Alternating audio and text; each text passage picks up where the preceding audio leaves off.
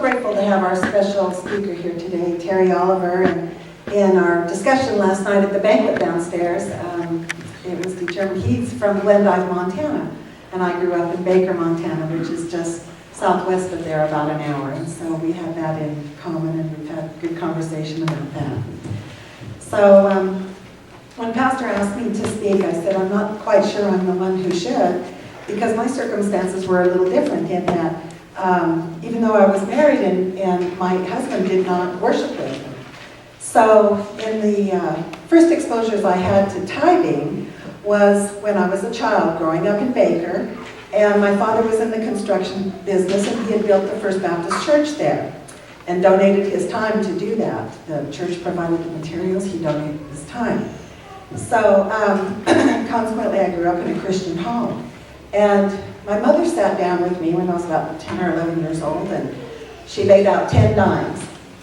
And she said, now Paulette, the Lord has provided that to you. You make 25 cents a week in your allowance, so about $1 a month. But out of that $1, you only need to give back one of those dimes. And I said, really? Only one dime? I get to keep the other 9? She said, that's right. 9 of those dimes are yours. But the Lord is asking you to give back 10. They were all His originally, but He wants you to provide 1 back. So that was my first exposure to tithing. And as I grew older and we moved to Idaho, I took up babysitting jobs and what have you, and my parents regularly checked in with me to make sure, that I was paying my 10% out of my earned income. And as the years went on, my parents passed away when I was a teenager, and I married, and we had children. And for a while, I went away from the church. I wasn't coming to church regularly, and drove by the church one day, and people were coming out, and here we had these 2 beautiful children, and I thought, I need to get back to church. And so the very next week, started coming again, and started bringing an offering. And as time went on, brought more and more offering and tithing, and so my husband was a hard worker and I was working, but I did all the finances. So I wrote the checks for the bills and what have you. And so I was making a tithe to the church. The only difference is I never told my husband. Just, did it on my own. So after several years, Bob discovered what I was doing. And he said, I see you're tithing to the church quite a bit. And I thought, oh boy, I'm in trouble here. But it was a wonderful thing because he said, I think that's really neat, Paulette.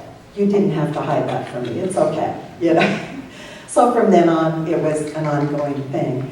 But it wasn't always easy. When you're young and you're raising children and you have educations to pay for and a new roof or replace the car or whatever, it would be easy to say, I'm going to write the checks and pay the bills for everything, and then I'll see what I have left and then pay some tithe out of that.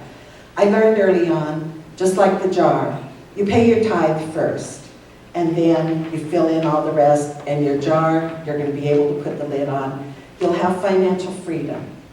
The Lord blesses you in so many ways.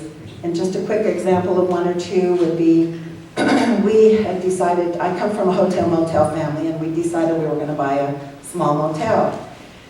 And at the time I thought, how are we going to make the mortgage payments on that motel? It's 10 times the amount of what our first house payment was. Had a lot of sleepless nights over that, and I thought, oh my goodness. Within a few weeks, we had a group of people check in with us who wanted to rent at least half of the rooms we had at the motel for 2 years. And I said, 2 years? And they said, yes, we're working on a project here in Twin Falls. It's called the Perrine Memorial Bridge. And most of you here who have lived around here a while know they replaced that bridge many years ago and kept the old one there until they built a new one and then took the old one down.